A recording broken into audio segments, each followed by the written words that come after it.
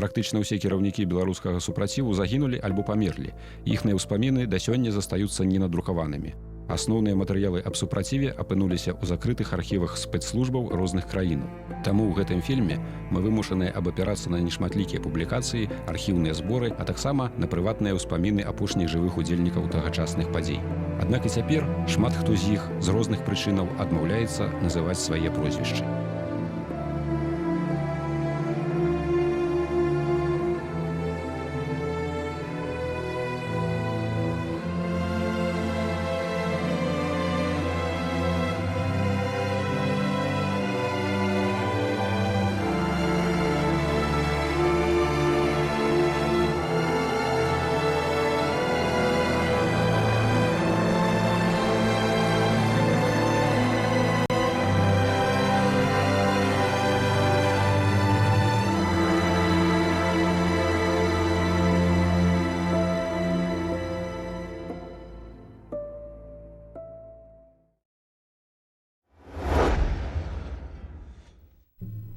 Беларускі вызвольны рух падчас і пасля Другой сусветнай вайны ёсць працягам збройнай барацьбы за незалежнасць Беларусі, якая ішла ў 1918-1925 гадах.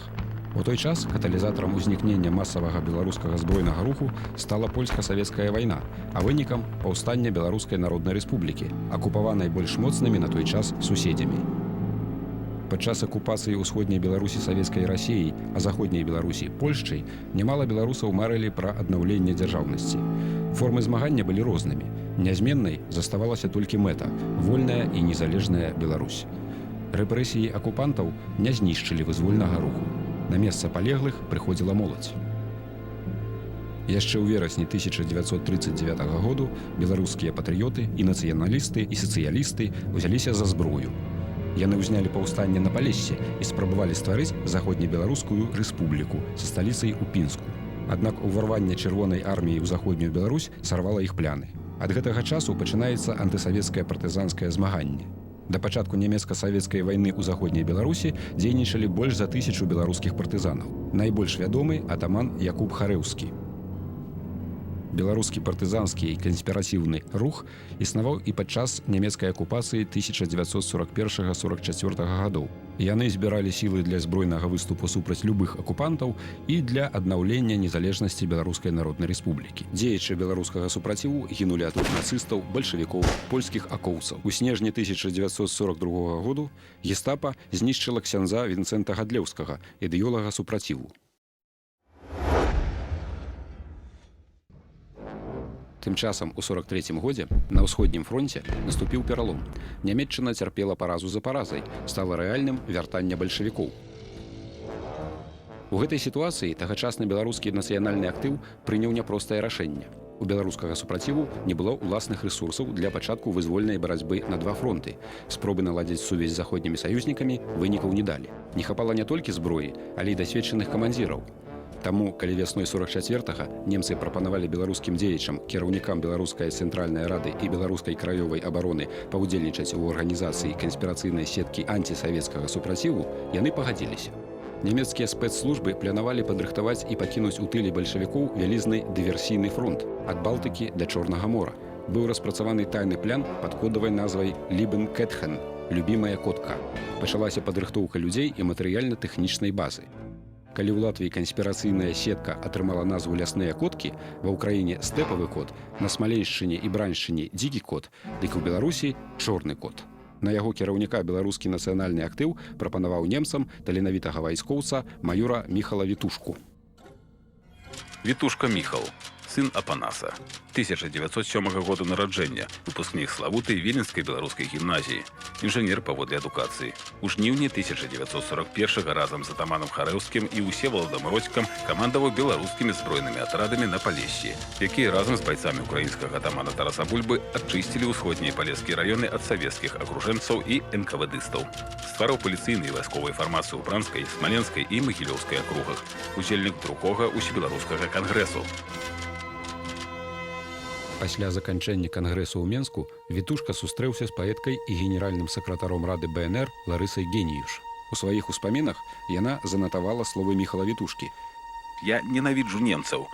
Я толькі і толькі беларус, але нам трэба здабыць нашу зямлю для народу і трэба нам усё дзеля гэтага выкарыстаць.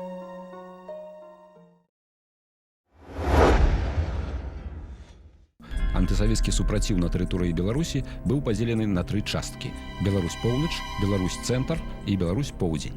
Кожная з галінаў мела свайго кіраўніка. У сваю чаргу камандзіры падначальваліся галоўнаму штабу беларускага партызанскага руху, які быў размешчаны ў бункеры пад Варшавай. Усе гады партызанскага і канспірацыйнага змагання ім кіраваў Міхал Вітушка.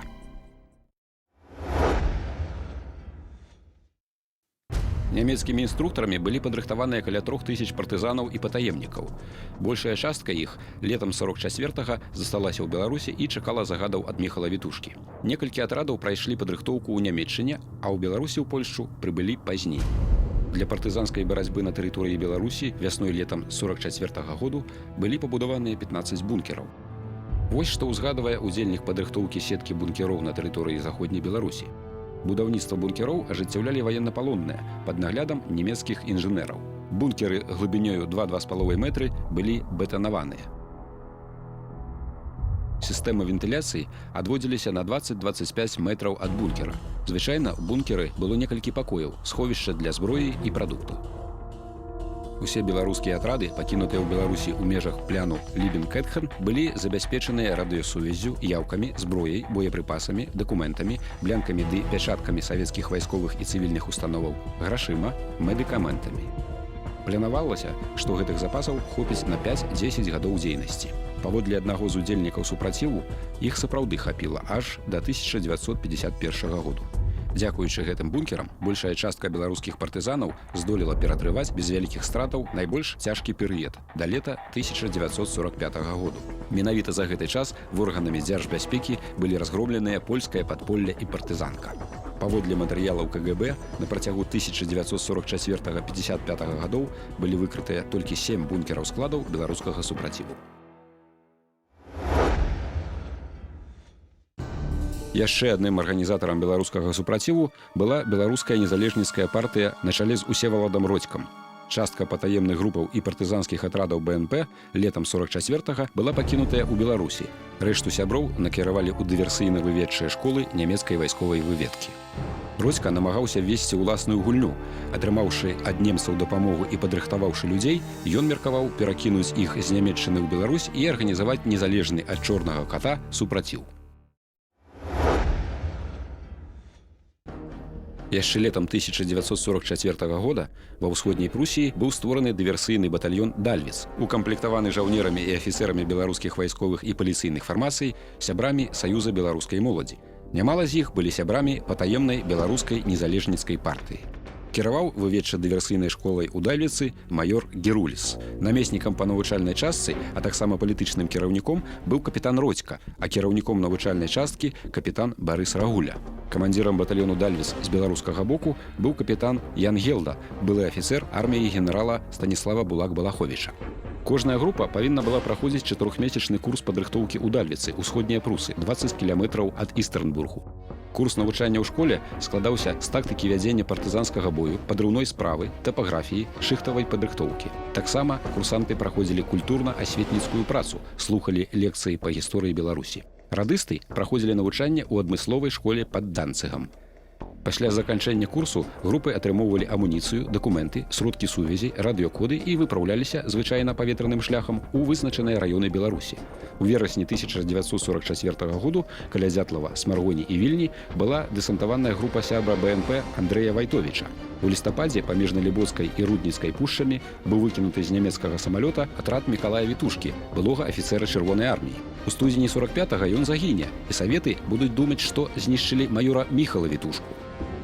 У Беларусь працягвалі перакідваць невялікія групы Дальвіца і асобных дэсантнікаў.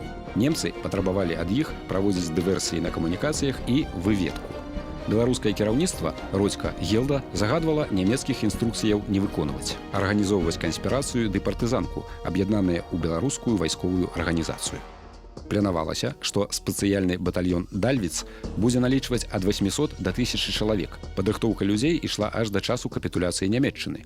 Пасля таго, як батальён быў разброены чэшскімі партызанамі, ён спыніў сваё існаванне, а яго байцы альбо прабіваліся на захад, альбо ў Беларусь і Польшчу.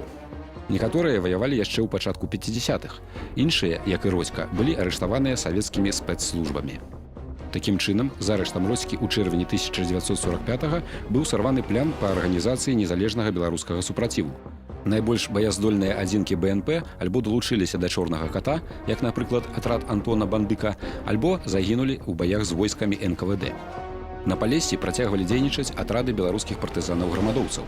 Яны трымаліся незалежна і ад БНП, і ад чорнага ката.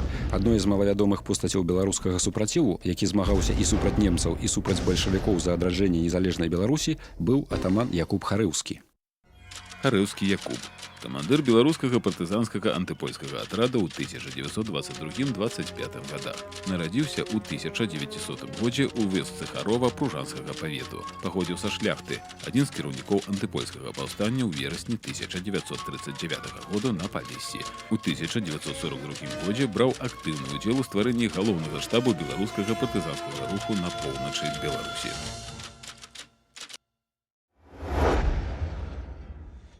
З 1943 атрады Якуба Харэўскага ды Івана Перагуда дзейнічалі на Валыні ў ваколіцах Ратна і Любяшова. У гэтых гарадах пасля адыходу немцаў яны захапілі шмат зброі – аўтаматаў, кулямётаў, мінамётаў, гранат і набояў. Пасля вяртання саветаў атрад Харэўскага разгарнуў партызанскую барацьбу, забіваў чэкістаў, міліцыянтаў і камуністаў. У кантакт з арганізацыяй «Вітушкі» атаман Харэўскі ўвайшоў толькі ў лютым 46-го году. Аднак атрад працягваў дзейнічаць самастойна. З Беларусі Харэўскі вывеў сваіх партызанаў у Польшчу. На Беласточчыне і Падляшшы атрады Івана Перагуда і Якуба Харэўскага працягвалі дзейнічаць аўтаномна. Атрады мелі заданне абараняць беларускае насельніцтва ад бандаў польскіх нацыяналістаў-крымінальнікаў і атрадаў, якія займаліся высяленнем беларусаў у ССР. Там адбываліся збройныя сутычкі з палякамі і з савецкімі вайскоўцамі з перасяленчых місіяў.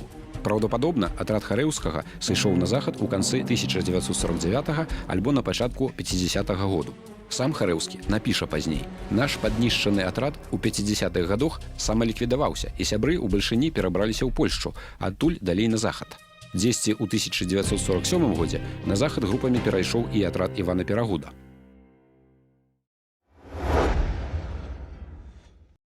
Акрамя згаданых арганізацыйных цэнтраў беларускага супраціву, па ўсёй Беларусі дзейнічаў стыхійны партызанскі рух, які ў 1944-45 годах налічваў дзесяткі тысяч чалавек. Іх узмацнялі сяляне, незадаволеныя калектывізацыяй, уцекачы ад савецкіх рэпрэсій, рэпатрыянты з Еўропы. Гэты ўзброены рух, які існаваў паралельна з арганізацыяй «Чорны кот», часткова пад яе ўплывам, у некаторых рэгіёнах пратрымаўся аж да канца 50-х, пачатку 60-х годаў. Узнікае пытанне, чаму камандзіры беларускага антысавецкага супраціву не абвесцілі агульнанацыянальнага паўстання ў Беларусі і не распачалі актыўных баявых дзеянняў, як гэта было ва ўкраіне. На гэтае пытанне адказаў Міхал Вітушка на канферэнцыі беларускіх партызанскіх камандзіраў, што прайшла ў Белавежскай пушчы ў верасні 1945 году. Пазіцыя Вітушкі была наступнай. Становішча ў Беларусі кардынальным чынам адрозніваецца ад становішча ва ўкраіне. Па-першае, няма масавага беларускага нацыянальнага руху. Беларусь страшэнна спустошаная вайной. Людзі панеслі цяжкія страты і няздольныя вытрымаць яшчэ адну вайну. Вёска фізычна не можа пракарміць патрэбную колькасць беларускіх ваякаў. Нашыя сілы налічваюць максімум 20-30 тысячаў чалавек. Мы не маем адпаведнай колькасці вайсковай амуніцыі. Беларускія злучэнні не пратрымаюцца доўга без знешняй дапамогі зброяй, медыкаментамі, амуніцыяй. Сёння падобную дапамогу нам чакаць няма ад каго. Таму заставалася толькі адно – будаваць вялікую падпольную сетку і чакаць развіцця міжнародных падзеяў. Вітушка верыў, што раней ці пазней пытанне паняволеных Масквой народаў паўстане і трэба ствараць базу, каб у адпаведны момант хутка ўзяць уладу на выпадак наступнай вайны. На канферэнцыі разглядалася таксама пытанне палітычнага кіраўніцтва беларускага партызанскага руху. Міхал Вітушка падкрэсліў: «Мы ваюем за Беларусь, а не за БНР ці БЦР». Таксама на канферэнцыі разглядалася пытанне аб наладжванні беларускім супрацівам супрацы з нацыянальнымі рухамі іншых народаў. Не атрымалася дамовіцца толькі з арганізацыяй украінскіх нацыяналістаў Сцяпана Бандэры і створанай ёй украінскай паўстанцкай арміяй. Бандэраўскае кіраўніцтва прэтэндавала на кіроўную ролю ў антысавецкім змаганні, ды выказвала прэтэнзіі на беларускае Палессе. Вітушка загадаў не ўступаць у баі з УПА першымі, але бараніць беларускія інтарэсы ў выпадку нападаў бандэраўцаў. А вось з украінцамі-бульбаўцамі супрацоўніцтва было плённае. З польскім супрацівам адносіны былі таксама цяжкімі, але пэўнага кампрамісу дамагчыся ўдалося, бо ўсе змагаліся супраць аднаго ворага Савецкага Саюзу. Былі ўсталяваныя кантакты з латышскім супрацівам, які прадставіў беларускім партызанам канал сыходу на захад морам.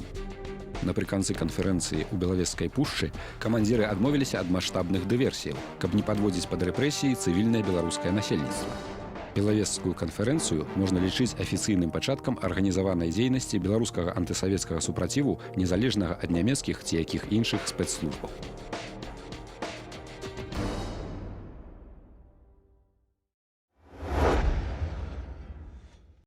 Беларускі партызанскі рух не меў агульнай усталяванай назвы. Партызаны часам называлі сваю арганізацыю «Беларускае вызвольнае войска», «Беларускі вызвольны фронт», «Беларуская вызвольная армія», «Вольная Беларусь» ды іншыя, альбо прадстаўляліся проста беларускімі паўстанцамі. Беларуская эміграцыя пераважна называла аддзела Вітушкі «чорным катом». У 1945 годзе арганізацыя «Чорны кот» налічвала ў сваіх шэрагах да 3500 чалавек. У рэзерве падпольнай сеткі знаходзілася значна больш людзей, але яго падарвалі рэпрэсіі савецкай улады і прымусовы прызыў у чырвоную армію. Толькі ў 1944 годзе прыблізна 8000 рэзервістаў былі адпраўленыя на савецкі фронт.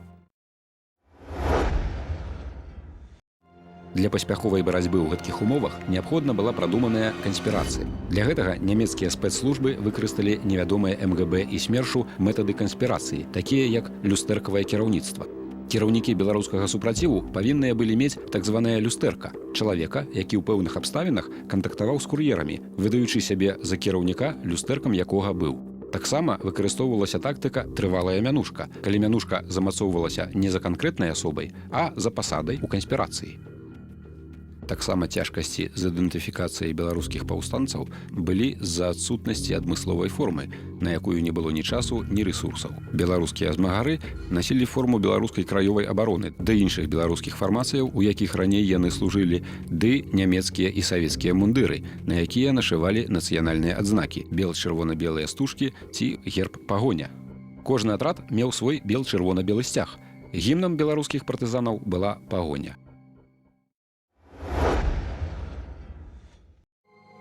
Апроч дыверсій і вайсковых дзеянняў, беларускія партызаны імкнуліся праводзіць асветніцкую дзейнасць, дзеля чаго выдаваліся газеты.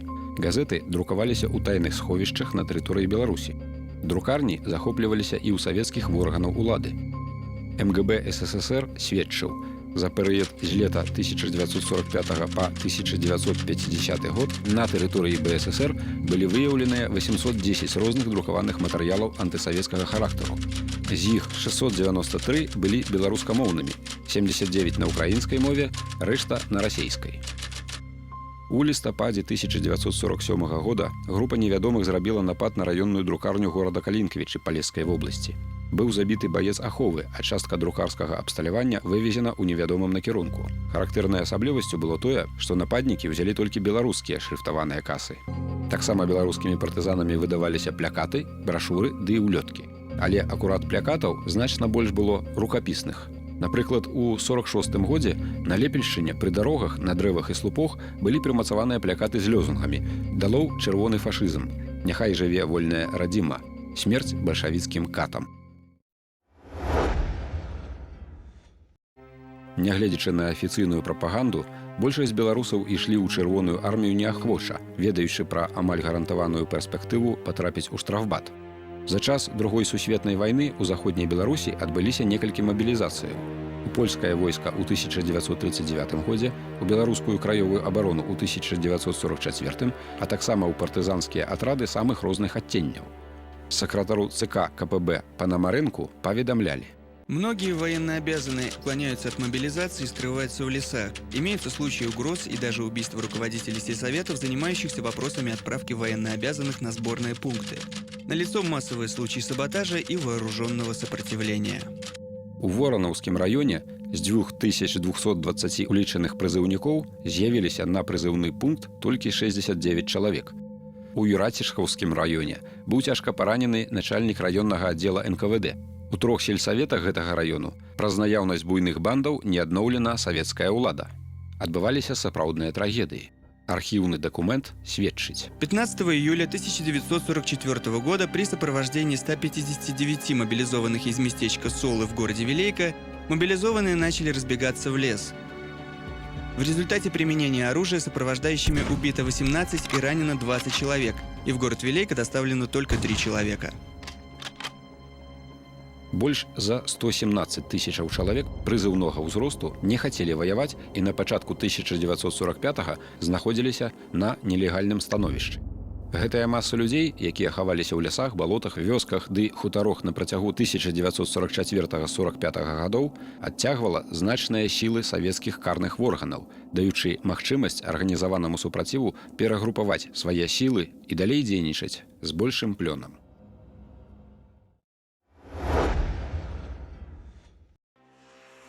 З восені 1945 года пачаліся збройныя акцыі беларускага партызанскага руху пад кіраўніцтвам Міхала Вітушкі. Важным накірункам яго дзейнасці было вызваленне вязняў з канцлагероў і турмаў. Падобных аперацыяў было шмат, згадаем пра некаторыя з іх. Найбольш удалай акцыяй было вызваленне палітычных вязняў пінскай турмы 1946 году.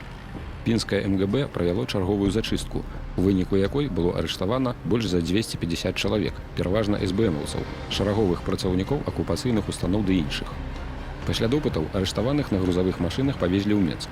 На 38-м кіламетры трасы Пінск-Менск калёна патрапіла ў засаду, арганізаваную беларускімі партызанамі пад кіраўніцтвам Сыча. У выніку кароткага бою большая частка вязняў была вызваленая.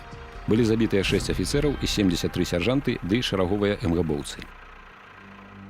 Вясной летом 1946 году некалькі дзесяткаў беларускіх партызанаў, перапранутых у форму МГБ, здзейснілі паспяховы напад на фільтрацыйны лягер пад Магілевам, дзе ўтрымлівалася 17 беларускіх юнакоў, якія ў канцы вайны служылі ў дапаможнай службе Люфтвафе. У выніку былі вызваленыя 60 чалавек, усе, хто пажадаў пакінуць лягер. У тым жа годзе атрад бандыка пад Варшавай вызваліў беларусаў, якіх бальшавікі на цягніку везлі з Нямецчыны. Па вайне беларусы патрапілі ў ангельскую акупацыйную зону Нямецчыны, але ангельцы выдалі іх саветам.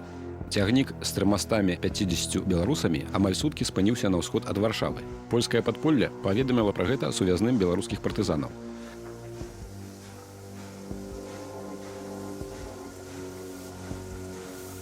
На месца быў высланы атрад бандыка. Беларускія партызаны падарвалі рэйкі з двух бакоў, абяззброілі ахову і вызвалілі людзей. Частка былых вязняў далучылася да партызан. У чэрвені 1949 году на дарозе Маладэчна-Менск канваявалі беларускіх сялянаў, якіх арыштавалі за супраціўленне калгасам. Рэйдавая група з 43 партызанаў правяла паспяховую акцыю. Увесь савецкі канвой быў забіты, партызаны вызвалілі больш за 100 чалавек. Большасць беларускіх сялянаў таксама далучылася да беларускіх партызанаў. Партызаны Вітушкі неаднаразова паспяхова захоплівалі беларускія мястэчкі і гарады, дзякуючы выдатнаму валоданню тактыкай вулічных баёў. Праўда, гэтыя захопы мелі выключна прапагандысцкае значэнне. Для іх утрымання у партызанаў не хапала сілаў, зброі ды боепрыпасаў. Вось некалькі з тагачасных аперацыяў. Восенню 1948 года МГБ правяла арышты ў Кобрынскім раёне, выяўляючы тых, хто спачуваў беларускім і украінскім партызанам. З-за таго, што турма была перапоўненая, арыштаваных утрымлівалі ў вайсковых казармах на ўскрайку Кобрына. Неўзабаве іх павінны былі пераправіць у лягеры. Аб'яднаная група беларускіх і украінскіх партызанаў напала на казармы і вызваліла частку арыштаваных.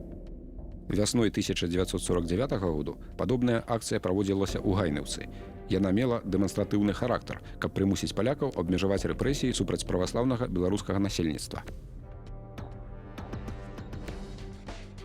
У сакавіку 48-га некалькі партызанскіх атрадаў арганізацыі «Чорны кот» разам з групай бульбаўцаў напалі на Новаградак, каб вызваліць з турмы МГБ арыштаванага ўдзельніка беларускага супраціву. Акцыяй камандаваў партызанскі камандыр па мянушцы Сцяпан, былы афіцэр чырвонай арміі, беларус. У тагачасным Новаградку знаходзілася адна з базаў спецаддзелаў МГБ, якія займаліся вынішчэннем антысавецкай партызанкі ў Налібоцкай пушчы і ваколіцах. Гарнізон налічваў недзе каля 5000 байцоў. У турму МГБ, якая месцілася ў гэтым раённым цэнтры, звозіліся арыштаваныя ўдзельнікі антысавецкага супраціву і проста незадаволеныя савецкай уладай. Саветы не чакалі нападу лясных братоў на Новаградак. Каля 130-170 лясных братоў падышлі да гораду незаўважнымі. Яны ціха здымалі вартавых і мэтава нападалі на асобныя будынкі.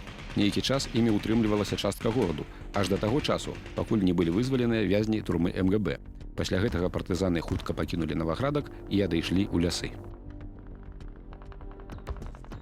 Савецкі бок страціў у баі забітымі каля 300 чалавек, пераважна вайскоўцаў МГБ.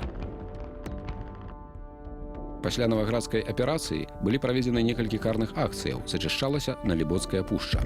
Самалёты бамбавалі кожны падазронны раён альбо дым. Аднак вялікай шкоды беларускім партызанам гэтыя акцыі МГБ не прынеслі. Адзінае, чаго дамагліся саветы, аперацыі чорнага ката ў гэтым рэгіёне былі часова спыненыя.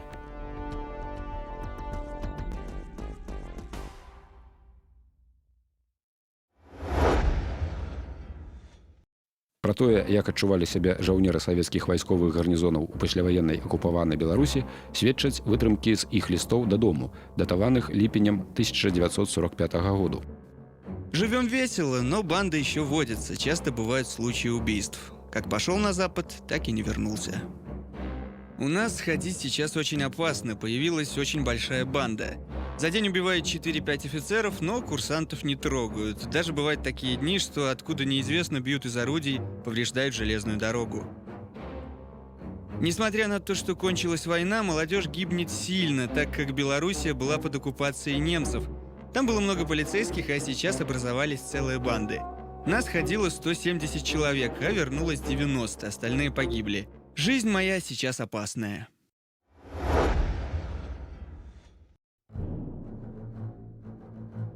Адным з аб'ектаў дыверсійнай дзейнасці чорнага ката была чыгунка. Дыверсіі здзяйсняліся супраць вайсковых цягнікоў, асабліва актыўна партызаны палявалі на цягнікі з карнымі войскамі. Звычайна дыверсійная група складалася з 3-5 партызанаў. Найчасцей дыверсіі адбываліся на чыгунцы Менск, Берасце, Варшава. У чэрвені 1950 году былі высаджаныя ў паветра 5 савецкіх вайсковых цягнікоў на чыгунцы Берасце, Беласток. А ў сярэдзіне чэрвеня 50-га на той жа чыгунцы былі пашкоджаныя некалькі мастоў. Аднаўленчыя працы занялі каля тыдня. У канцы красавіка 1947 года атрад США здзейсніў напад на вайсковую калёну на украінска-беларускай адміністрацыйнай мяжы.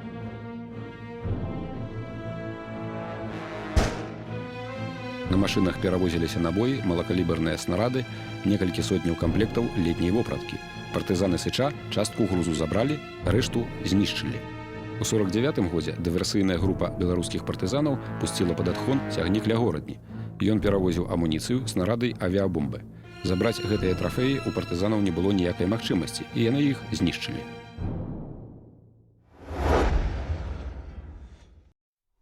Малавядомы факт. У канцы вайны камандзірам атрада стаў першы віцэ-прэзідэнт Беларускай цэнтральнай рады Мікола Шкялёнак. Адныя крыніцы сведчаць пра яго сыход на захад, іншыя ў Беларусь. Мала хто ведаў, што Мікола Шкялёнак увайшоў у арганізацыю «Чорны кот» і мусіў вярнуцца ў Беларусь для ўзмацнення партызанскага руху Вітушкі. Пасля капітуляцыі Нямецчыны атрад Шкялёнка, Шклянога, быў накіраваны на Барысаўшчыну. Пад Гарадзеяй атрад патрапіў у засаду, арганізаваную спецаддзелам МГБ. Пасля жорсткага бою з 32 чалавек з атрада Шкялёнка выжылі толькі 7. Шкялёнак быў моцна паранены, і ад гэтага моманту лёс яго быў невядомы. Існавала некалькі версіяў. Хутчэй за ўсё, Мікола Шкялёнак памёр у турэмным шпіталі МГБ ў Менску. Пра атрад Шклянога было чуваць і ў 1946 годзе. Паводле дакументаў МГБ ён правёў 8 дыверсій на чыгунцы Баранавічы Менск, а таксама забіў некалькі дзясяткаў партыйных актывістаў і супрацоўнікаў праваахоўных органаў. Канчаткова атрад быў ліквідаваны МГБ толькі ў студзені 1947 года.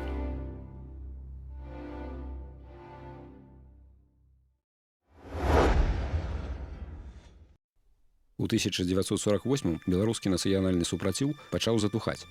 У студзені загінуў камандзір атрада Віцебск, кіраўнік галіны Беларусь-Поўнач Пятро Гаевіч. Дзесьці ў канцы 47-го году ягоныя партызаны здзейснілі напад на савецкую вайсковую калёну пад Лепелем. Пасля гэтай аперацыі супраць Віцебска былі кінутыя рэгулярныя вайсковыя часці савецкай арміі. Партызаны Гаевіча доўгі час вялі бой у акружэнні, а пасля пайшлі на прарыў, падчас якога загінула большасць партызанаў разам з камандзірам. У канцы 1948 году загінула кіраўніцтва галіны Беларусь-Поўдзень. Сувязь сыча з галоўным штабам абарвалася ў лістападзе 48-га пасля дыверсійнай акцыі на беларуска-украінскім памежжы.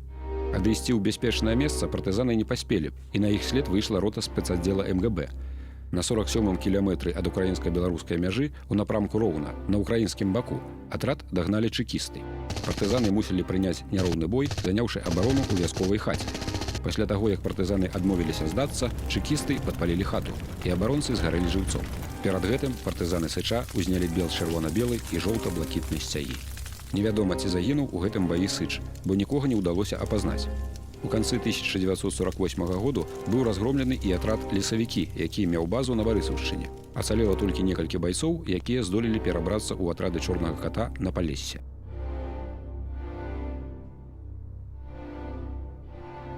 У лістападзе 1948 году загінуў камандзір беларускіх партызанаў на Быценьшчыне Мікола Хвасько.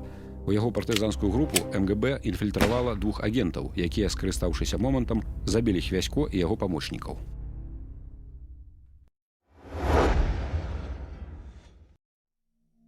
У 1948 годзе страты беларускага партызанскага руху былі значнымі. Прычына ў тым, што МГБ зразумела ўсю сур'ёзнасць праціўніка ў асобе беларускага супраціву. Барацьба МГБ супраць яго стала больш сістэмнай. Да яе прыцягваліся маскоўскія прафесіяналы. МГБ атрымлівала часткі савецкага войска, каб прачэсваць раёны ў пошуку беларускіх паўстанцаў. МГБ наладзіла цэлую сетку інфарматараў і правакатараў. Толькі з ліпеня 1944 да студзеня 1945 году МГБ БССР завербаваў 4385 чалавек, з іх 724 агенты, 141 рэзідэнт і 3517 інфарматараў. Іншай тактыкай барацьбы МГБ з партызанамі было стварэнне фальшывых атрадаў.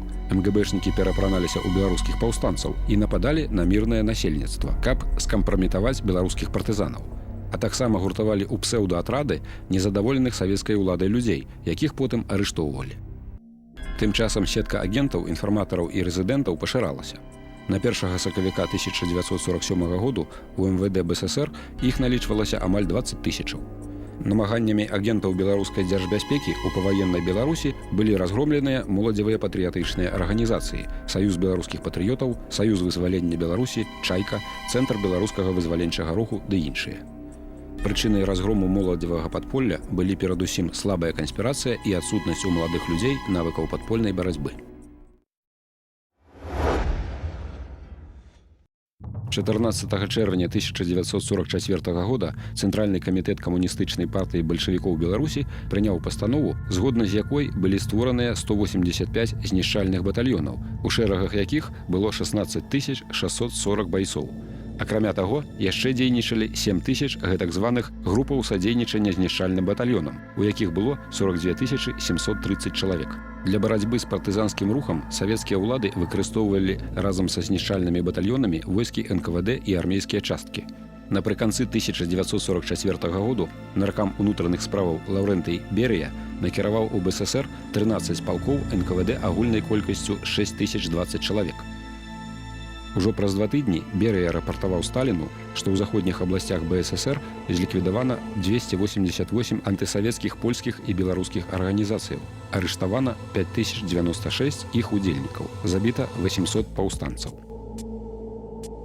У справаздачы аб рабоце ЦК КПБ ад чэрвеня 1946 году адзначалася: бандыцкія фармаванні ў першы год пасля выгнання немцаў уяўлялі сабой буйныя, добра ўзброеныя і экіпіяваныя вайсковыя адзінкі, што знаходзіліся пад камандаваннем дасведчаных канспіратараў і афіцэраў, якія аб'ядноўваліся і каардынаваліся эмісарамі замежных цэнтраў.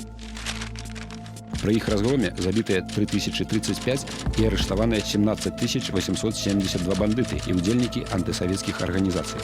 Усяго былі ліквідаваныя 814 падпольных тэрарыстычных арганізацыяў і ўзброеных бандаў. З іх 667 польскіх, 97 беларускіх, 23 украінскіх і 27 іншых фашыстска-нацыяналістычных арганізацыяў і бандаў.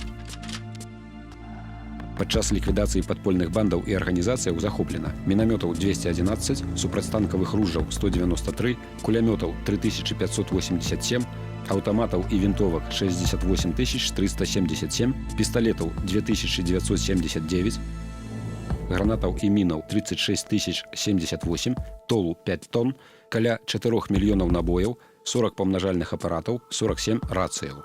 У гэтай барацьбе з нашага боку маюцца таксама значныя страты. Агульная колькасць забітых з нашага боку 924 чалавекі, у тым ліку работнікаў партыйных і савецкіх органаў і вясковага савецкага актыву 320 чалавек, жаўнераў і афіцэраў МВД і МГБ 362 чалавекі. Паводле няпоўнай статыстыкі в органаў дзяржбяспекі СССР за перыяд з 1945 па 1953 год за антысавецкую дзейнасць у Беларусі арыштавана 38 178 чалавек. З іх больш за 2000 удзельнікаў беларускіх буржуазна-нацыяналістычных партыяў, групаў і арганізацыяў.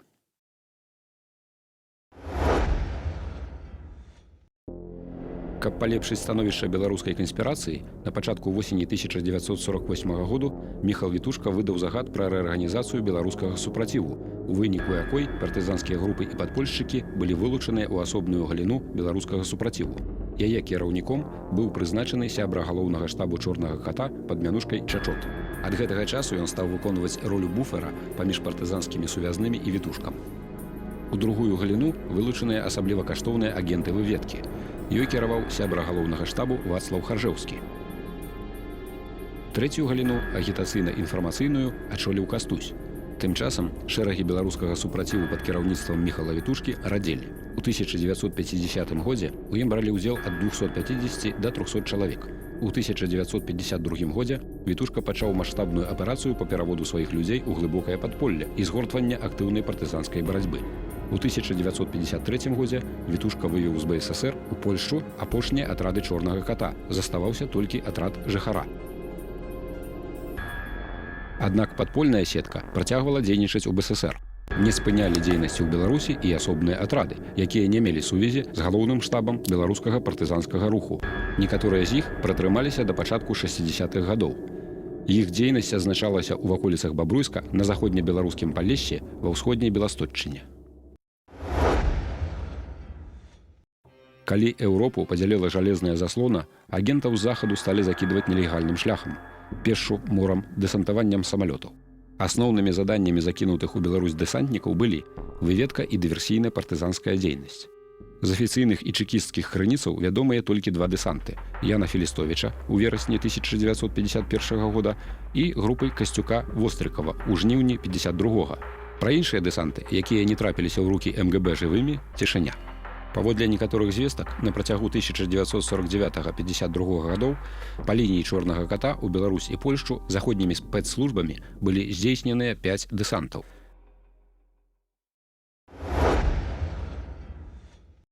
З дэсантамі, улічваючы неблагую працу савецкіх спецслужбаў, было па-рознаму.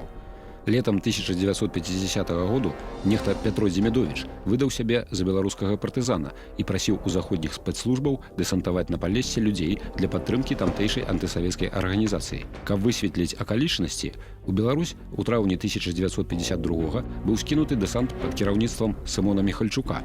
Група Міхальчука на запланаваным месцы высадкі дэсантнікаў, пра якіх прасіў Дзімідовіч, выкрыла засаду МГБ. Гэта пацвердзіла перакананне групы беларускіх эмігрантаў пра тое, што Дзімідовіч – агент МГБ. Дэсант, якога чакалі псеўдапартызаны, усё ж адбыўся, але замест дэсантнікаў былі скінутыя муляжы, набітыя выбухоўкай з гадзіннікавымі механізмамі. У выніку некалькі афіцэраў МГБ БССР загінулі пры затрыманні дэсанту. Пасля выкрыцця правакацыі МГБ Дзімідовіч быў дапытаны заходнімі спецслужбамі, а пазней з новымі дакументамі адпраўлены ў Канаду. Сам Міхальчук застаўся ў Беларусі, стварыў партызанскі атрад з жыхароў Кобрыншчыны, якія хаваліся ад савецкіх карных органаў. Міхальчук Сымон, камандзір беларускага партызанскага атраду ў 1952-1953 годах. 1915 года нараджэння паходзіў з Берасцейшчыны. Падчас нямецкай акупацыі працаваў кіраўніком беларускага камітэду на Прушаншчыне. З 1950 года сябра вайсковай арганізацыі «Беларускі вызвольны рух». Ягоны атрад займаўся дыверсійнай дзейнасцю. Пасля нападу на вайсковую калёну на дарозе Кобрын-Баранавічы атрад Міхальчука пачало шукаць МГБ. У атрада быў шанец адысці ў Белавежскую пушчу, але яны вырашылі застацца. 28 сакавіка 1953 году на след атрада выйшла МГБ. Каля 600 вайскоўцаў узялі ў аблогу партызанскі атрад, які складаўся з некалькіх дзесяткаў змагароў. Бой ля вёскі Запруды цягнуўся 5 гадзін. Міхальчук загадаў прарываць аблогу, а параненым застацца і адцягваць на сябе сілы МГБ. Сярод параненых быў і сам Міхальчук. Калі скончыліся набоі, ён падарваў сябе і МГБшнікаў. Толькі некалькі чалавек вырваліся з аблогі. Пасля 1953 году апошняй баявой адзінкай чорнага ката на тэрыторыі БССР быў атрад Жыхара. Жыхар Аўген нарадзіўся ў 1925 годзе ў вёсцы Новасёлкі Мядзельскага раёну. У 1944 скончыў пастаўскую настаўніцкую семінарыю. Сябра беларускай незалежніцкай партыі і саюзу беларускай моладзі. Летам 1944 году трапіў у Дальвец, дзе прайшоў поўны курс навучання. У 1945 у Нямецчыне пад сваім прозвішчам уступіў у Чырвоную армію. Пасля дэмабілізацыі вярнуўся ў Беларусь, дзе працаваў настаўнікам. Пасля спробы яго арыштаваць у 1946 годзе Жыхар уцёк у лес і стварыў партызанскі атрад на Пастаўшчыне. Першапачаткова галоўнай дзейнасцю атрада Жыхара былі тэракты супраць савецкіх установаў і іх супрацоўнікаў. Толькі ў канцы 1948 году Жыхар наладзіў сувязь з беларускімі партызанамі Міхала Вітушкі, і ягоны атрад быў выдзелены ў асобную баявую адзінку. Восенню 1954 году галоўны штаб загадаў Жыхару згортваць дзейнасць і сыходзіць на захад праз Прыбалтыку, аднак МГБ узяло пад пільны кантроль дзеянні атраду. У гэтай сітуацыі Жыхар падзяліў атрад на 3 групы.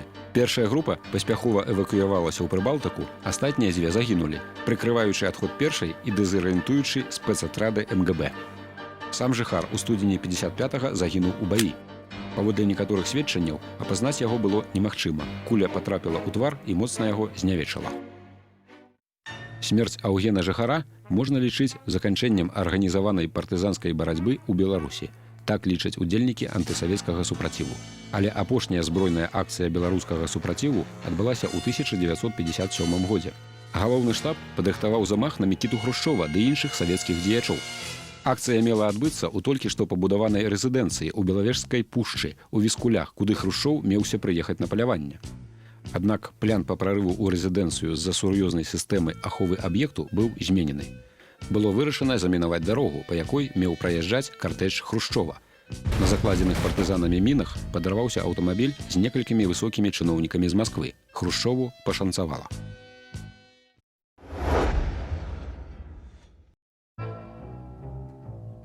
Напрыканцы 1959 году адбылася апошняя кансервацыя падпольнай сеткі. Некалькі соцень удзельнікаў беларускага супраціву былі перапраўленыя на захад. Паводле некаторых звестак, апошні падпольшчык на тэрыторыі Савецкага Саюзу, з якім Вітушка падтрымліваў сувязь, памёр у 1989 годзе ва ўзросце 79 гадоў. Гэты час можна лічыць заканчэннем актыўнай дзейнасці чорнага ката. Сам Вітушка канчаткова адышоў ад справаў недзе на пачатку 70-х гадоў. На пачатку 2006 году з ініцыятывы Менскага КДБ з'явіўся шэраг публікацыяў, у якіх сцвярджаецца, што Вітушка загінуў у 1945 годзе, таму ніякім чорным катом не мог кіраваць, ды і не было такой арганізацыі. У беларускім нацыянальным руху было некалькі чалавек пад прозвішчам Вітушка, і адзін з іх сапраўды кіраваў групай дэсантаваных і быў забіты ў 1945 годзе з 17 на 18 лістапада. Імя яго Мікалай Вітушка, а кіраўніком беларускага супраціву быў маёр Міхал Вітушка. Вядома, што Міхал Вітушка тройчы пад чужымі дакументамі прыязджаў у Беларусь. Апошні раз ён пабываў у Беларусі ў 1974 годзе пад нямецкімі дакументамі. Кіраўнік беларускага супраціву 1945-59 гадоў памёр 27 красавіка 2006 году ў заходняй Нямецчыне на 99 годзе жыцця. Яны мроілі пра вольную бацькаўшчыну і змагаліся за яе, жылі і дыхалі тым, што хоць нешта могуць зрабіць для Беларусі. Усім палеглым і жывым удзельнікам беларускага супраціву прысвячаецца.